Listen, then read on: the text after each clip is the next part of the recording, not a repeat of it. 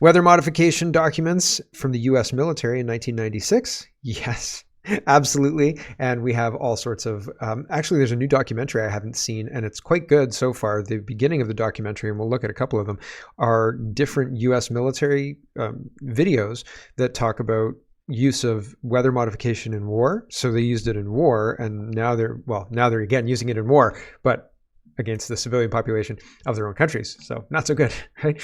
But back then they were using it in war against the enemies of the United States. So very interesting stuff. That's at the end of the show. Also, you can find it on CanadaReport.co under the What I'm Watching tab. Holiday Canada Post strike. Canada Post wants to go on strike now at the same time as the ports are on strike. The ports are being legislated back, maybe still pending. I haven't seen anything official coming out about that movement forward, but I'm sure it takes a day or whatever to craft the legislation. So I'm sure we'll see that soon. But fundamentally, they're trying to do that too. Self-replicating mRNA for an H1N1 flu vaccine sounds super fun, right? So everybody gets it from contact. If you touch somebody who's been vaccinated, you're also now vaccinated. No, thank you. Trump, he actually picked Rubio. So that's not great, but there's a whole bunch of other stuff going on. There's some 5D chess that I'll show you. Very interesting stuff. And Trump is, I think, at the end of the show as well. So that's interesting. Guilbeault has invested $254 million in his own company, says Stephanie Kuzy. And then there's extra sauce on that because of what his reported income was in 2020. So that's interesting as well. And Trump and Thune, the recess appointments and more. So as I said, we've got a lot of interesting Trump news, 5D chess. And while I don't like the Rubio pick, there's nothing much I can do about it. So fingers crossed, we're on this ride anyway. Let's go, right? So let's make the best of it. At least we have Doge. So the Department of Government Accountability, etc. So that'll be interesting. So a lot to get to. Let's get to it. First, we have to start with crime and punishment in Canada. And the Police Association of Ontario, a whole bunch of police forces are responding to there's been violent gun crime in the past couple of days, and some Toronto police narrowly avoided being a part of it or being hit by it or something to that effect. We'll get there in a minute. But the police forces are now saying to the Liberal government, you guys have to have bail reform because this is getting unsafe. It's getting real unsafe, apparently, right? So Police Association of Ontario says there's an urgent need to reform our bail system to make our communities safer.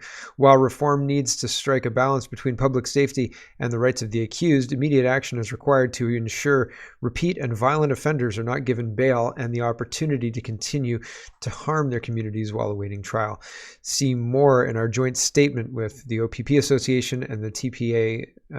This is Toronto Police Association, and this is OPPA, excuse me, the OPP Association. So here is more. Pierre Poilievre is responding to that. He says police unions demand end to NDP Liberal catch and release bail that turns loose rampant violent offenders to murder our people. My common sense plan to fix what Trudeau broke, bring jail, not bail, for violent repeat criminals to stop the crime. So there you go. And again, they want you to sign, and then you will become a contributor, and so on and so forth. Larry Brock is responding, and this is, I believe, this is the TPA. This is the Toronto Police Association's letter. So he says, breaking news, Toronto Police Association is calling for immediate changes to Trudeau's disastrous bail policies. This is the second time in a month frontline officers in Toronto have slammed Trudeau's soft on crime policies that have led to a 50% increase in violent crime. Conservatives are calling for emergency hearings into calls for bail changes that keep criminals behind bars. And here's the article from True North. Toronto shootout spurs Police Association to call on Liberals for bail reform. 3 of Ontario's largest police associations are demanding immediate action from the federal government to overhaul Canada's bail system after plainclothes officers narrowly escaped injury in a Toronto shootout on Monday. The Toronto Police Association, Ontario Provincial Police Association, and Police Association of Ontario issued a joint statement Wednesday calling for immediate legislative changes to Canada's bail system by urging the Liberals to prioritize public safety by keeping repeat and violent offenders behind bars until trial. The call follows an active shootout in Toronto, which saw 16 guns seized and 23 people arrested, including a young offender with 3 firearms prohibitions.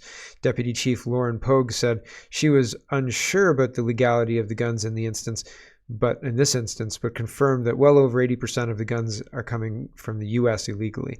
A previous record gun bust in Peel showed that 69 out of 71 of the guns seized were smuggled from the United States. Were the other two 3D printed? I mean, jeepers creepers. I'm sure they weren't long guns from farmers or whatever. Oh, jeepers creepers. So all of those gun crimes, all of these violent offenders creating an unsafe situation, and Keith Wilson, who's Tamara Litch's lawyer, is responding. He says the Crown is seeking a 10-year sentence for Tamara Litch and Chris Barber for mischief charges from the 2022 Freedom Convoy. YEG Wave says a 56-year-old Canadian man who raped a teenager and bragged about it was sentenced to 3 years in prison. Prakash Lakharaj, a BC resident, was convicted of sexual assault and child pornography in November 23 after sharing images of rape in a group chat and telling members that the girl took it well. In the early morning hours of August 23rd, 2020, he sexually assaulted the complainant and then a teenage girl well, I'm not going to read it because I don't need to traumatize people this morning. During his 3-day trial, he admitted to the assault and told the court that he never needs to seek the consent of a female to have sexual relations with her. Basically, he was a pimp and he was involved in human trafficking, and he got 3 years, right? And they're looking for a 10-year sentence for Tamara Litch, right? It's an improper application of justice. It is not okay to do what they're doing. They're using the law as a weapon against citizens to punish people who step out of line and challenge the government for what they're doing, because the government knows what they're doing is not correct. Meanwhile, somebody who commits horrific acts and rapes people and commits violent acts, that's ignored. That's okay. No problems, right? Very, very interesting that that's the state of our judiciary at this point in time. Andy Lee says, oh, look, India asked Canada to arrest a known terrorist hiding out in Canada almost a year ago, and that request was ignored, and now he has been arrested on an unrelated gun charge, and we wonder why India has absolutely no respect for us, along with our other allies. India shares Khalistani terrorist Arshdeep Dalla's coordinates with Canada, seeks his provisional arrest, and so that was ignored, and now we've arrested him on unrelated gun charges. Good job, Canada. Yay, way to respect those human rights of Indian terrorists who the Indian government wants us to address and deal with for them, or help them with, because they're in Canada. Awful, awful, just terrible, right? Here is No, and he says, first-hand account of Beijing's interference with politicians to be sealed for 99 years. Oh man, the China report's going to be sealed for 99 years? Or this specific aspect of the China report is going to be sealed for 99 years. And No goes through it, and I've got it on Brave browser here, but that's too big, so I've got to sort it out. And sorry about this. Hold on, I'll get it sorted. Brave browser is pretty slick. Anyway, here's the Epoch Times first-hand account of Beijing's interference with politicians to be sealed for 99 years.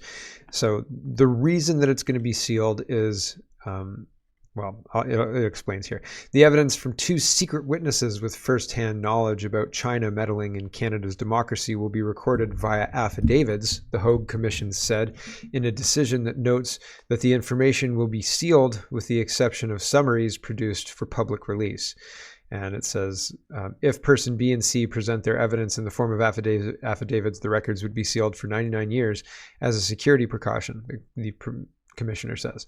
So Commissioner Marie-Josée Hogue issued her decision November 13th regarding the 2 potential witnesses and the methods for capturing and safeguarding their evidence.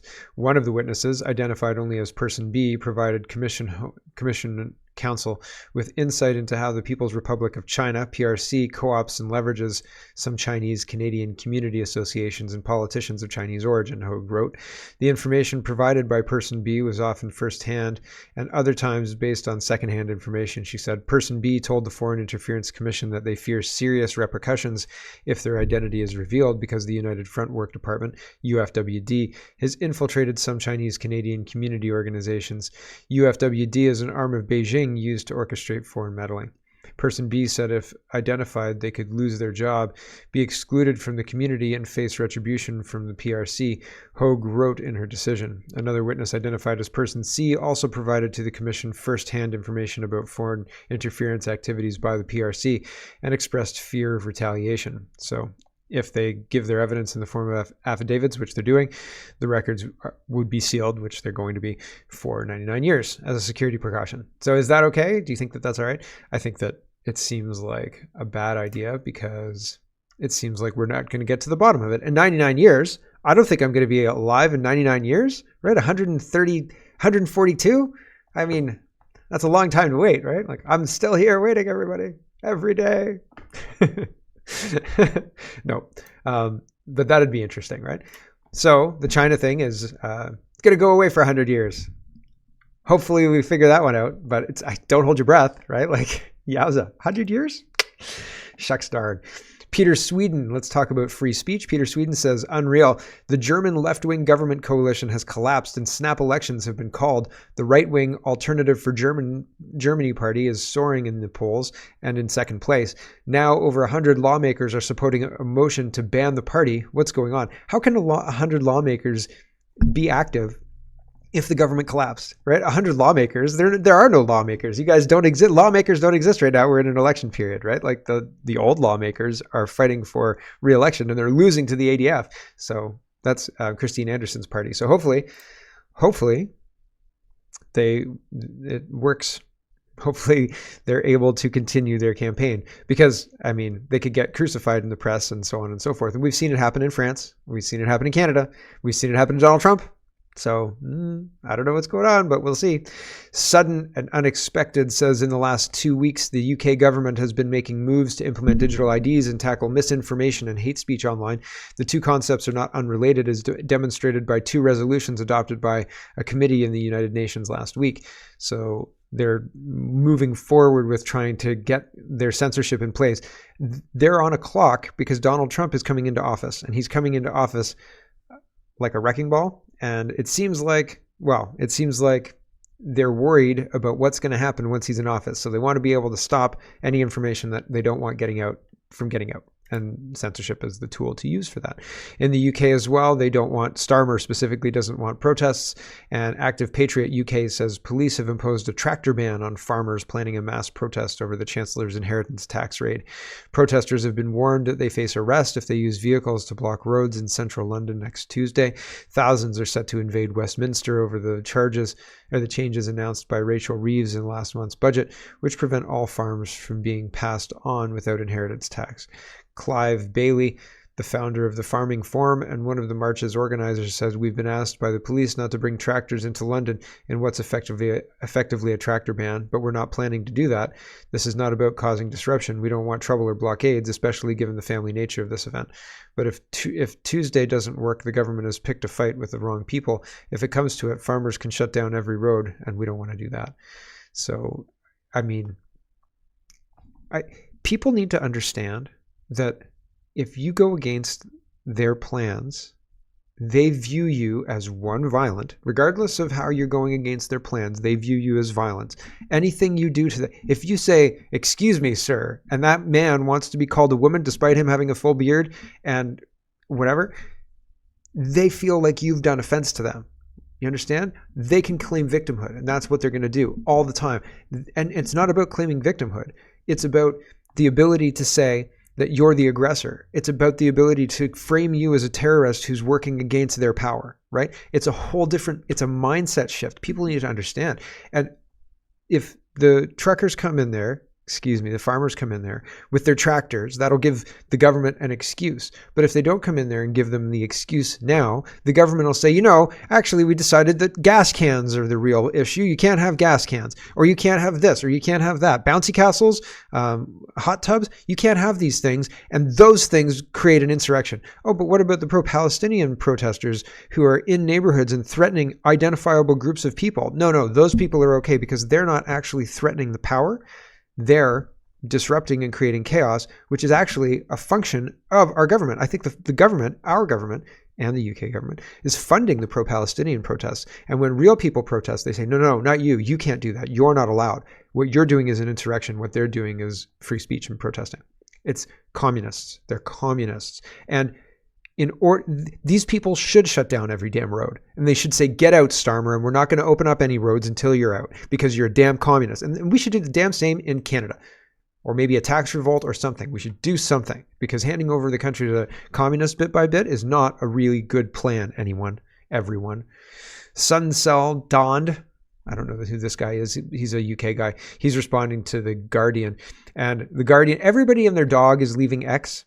And like, there was a bridge that left, or a bridge museum that left. We're leaving X because X has become a toxic place. There are celebrities. Joy, what's her name? Joy Reid left. People are doing these long, I'm leaving X posts, and nobody cares. It's like, get out and stay out. Like, please don't come back, because when we, like Don Lemon wrote a whole letter yesterday, and people were saying, hey dude, like, nobody gives a shit. Get out. Bye. Don't let the door hit you on the way out. Joe Rogan was like, don't let freedom of speech hit you on the way out, dude. And nobody cares. Nobody cares. But The Guardian is doing the same thing. Why The Guardian is no longer posting on X. And Suncell says, when the history of the last 5 years is written, let it be known that one group of people left social media because they were censored, and the other group of people left social media because they couldn't censor. So yeah, it's true. Very interesting. Here is Stephen Guilbeault. He's running a $254 million scam. And that's a lot of money, right? Stephen Guilbeault invested $254 million into a company that he owns, and this government is failing to comply with Parliament and hand over the documents pertaining to this potentially corrupt activity. So here's Stephanie Kuzy talking about this, and people are saying if this is true, the government should fall just based on this. I think that's accurate. I think that's right. But I'm not holding my breath. While I think that's all accurate and correct, and I think that would be the right thing to do, I don't think our government is going to hand over power or give up power that easily. I think we're going to have to go through an election, and I think we're going to have to go through that election with Trudeau saying that he's going to win and fearing a coalition of NDP Liberals again. And and then Poilievre's going to get a supermajority and be able to do whatever he wants. So here you go. Madame la Présidente. Madam Speaker, after 9 years, this NDP Liberal government is just not worth the cost. The Environment Minister invested $254 million in a company that he owns. The government continues to hide the documents. The Green Fund is against the interests of this House. When will we get the documents? Madam Speaker, what the member has just said is completely false. In fact, the government has already tabled all of the documents that the House requested. We did so in a way that respects the Canadian Charter of Rights and Freedoms. The Conservative Party is blocking its own blocking of this House's work. On this side of the House, we respect democracy, we respect the rights of Canadians, and we respect the authority of the police. It's funny to hear the Conservatives speak because the only things they say are, in fact, untrue.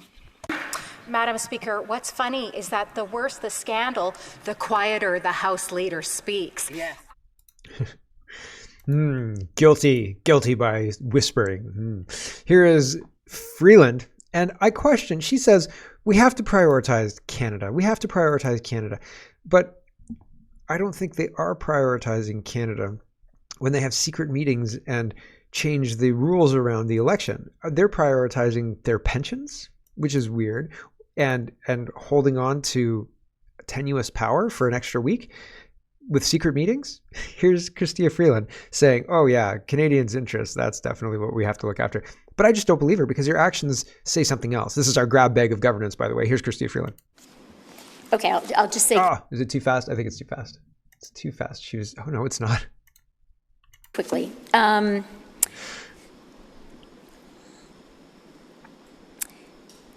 It is always important to stand up for Canada and to defend our country's national interest.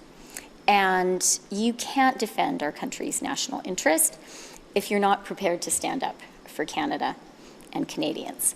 So that's always going to be our focus. It's always going to be what we look for. Having said that, we will never be afraid of standing up for the national interest. So standing up for the national interest by having secret meetings in the dead of night with the NDP to delay the election by a week. Holly Doan says Chief Electoral Officer will testify on why he attended confidential meetings, secret meetings, with the NDP and Liberals to discuss rewriting the Elections Act. Elections Canada says meeting was routine though it included proposal guaranteeing pensions for 28 MPs. So is that in the public interest? Is that in the interest of Canadians to have 28 MPs get gold-plated golden parachutes after 6 years of work and 6 years of, maybe working for China, right? Like, should 28 MPs get their pensions when we don't even have the names of the Chinese traders and we're not going to for 100 years? How about no? No. How about that? The food professor says massive cricket farm in London, Ontario cuts 2/3 of workforce. So that's good news, right? I think that's pretty well. That's a happy news thing. Apparently they were, how much, Maria Oakes says, how much did they get in government? Did the government invest in that place again? $16 million. So the $16 million was going to pay people.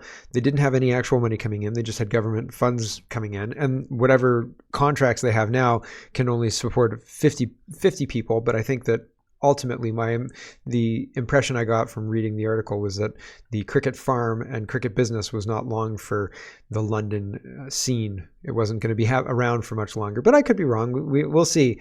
But it sounds like people do not want to eat Z-bugs, right? So thank goodness for that. CBC News is reporting Deputy Prime Minister Freeland says she shares America's trade concerns about Mexico and China. And it was Doug Ford who brought this up. And Ontario Premier recently suggested cutting Mexico out of future trade negotiations with the United States. A lot of places, instead of negotiating as a bloc, right, like the USMCA, do bilateral, which is like country to country. And there was a situation not too long ago where England and Canada were negotiating, and we missed out on, I can't exactly remember what it was, but we missed out on first ability to come to a deal because they didn't have some language. We wanted some language around gender or something like that, and they didn't want to do that. So we went to bilateral meetings rather than the sweeter deal we could have gotten earlier, I guess.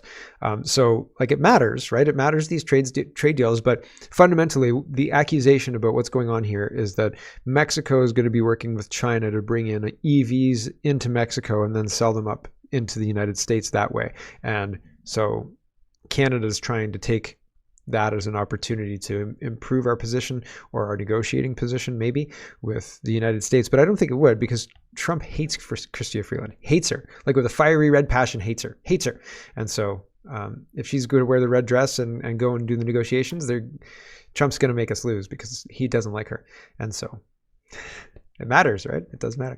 Son of a Bench says, and this is his second term, so he doesn't care. He's not fighting for re-election. He's trying to make America great again. Son of a Bench. And I think that he's probably trying to set up Vance to be elected as president next, right? But because that's what's usually done, but not all the time, Gore.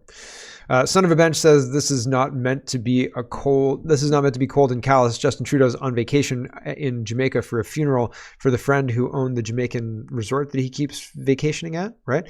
And so Prime Minister's itinerary for Wednesday, November 13th, the Prime Minister will deliver a personal eulogy at the funeral of close family friend Peter Green in Bermuda. The Prime Minister will travel from and return to Ottawa on the same day. So he's flying down there. Climate change be damned, right? Who cares about climate change? I've got a funeral to attend. Zoom me in. Ooh, that sounds low class. I'll fly in, thanks, right? Justin Trudeau, everybody. Matt Higgs says, is responding to Susan Holt. Susan Holt is saying, we will not put a provincial carbon tax in place.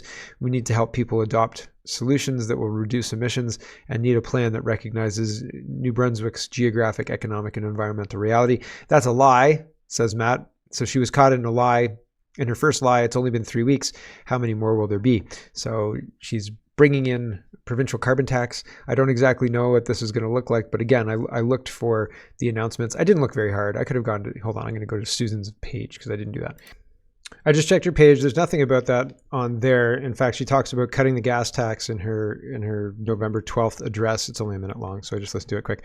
But she had a meeting with Trudeau and it was recorded. So I think maybe she was talking about it during that, where there was a back and forth discussing climate change and price on pollution and energy and things like that. So I think that's where it's from, but I don't have time to scrub through that right now. So apologies, but I will pay attention to that and we'll see what she says in the speech from the throne. And if I find the speech between, or the conversation between Holt and Trudeau, which she mentions in her November 12th update as well, then I will clip it and show you what she's talking about. But until then, speech from the throne pending. People are concerned that the gas tax is returning to New Brunswick. Here's gov.exe. He says Canada Post loses $750 million last year and $3 billion since 2018. Packages take forever to arrive if they come at all. I mailed myself a letter once and it took them 2 weeks to deliver it. Now they want to strike during Christmas season, demanding higher wages. Is it time to defund Canada Post? Yeah, maybe. Can it be retooled? Can it be fixed? I don't know. I'm not sure. Antonio tweets, I can't believe this is Canada. This is Vancouver. What happened? What happened to Vancouver? Maybe you just need to go back to the mountains.